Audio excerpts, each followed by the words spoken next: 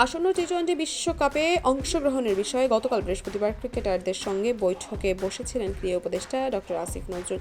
বৈঠক শেষে তিনি ভারতের মাটিতে বিশ্বকাপে না খেলার বিষয়ে অনড় অবস্থান ব্যক্ত করেন। সেই বৈঠকে ক্রিকেটারদের মতামত জানতে চাওয়া হয়নি বলে জানা গেছে।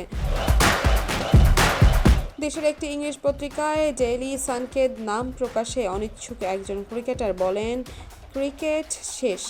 আরেকজন বলেন, আমরা না গেলে ক্ষতি হবে আমাদের ক্রিকেটেরই, তাতে কার কি আসে যায়।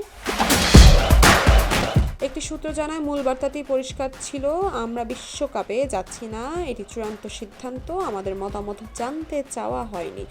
আগে এমন বিষয়ে আলোচনা হতো, কিন্তু এবার সিদ্ধান্ত আগেই নেওয়া।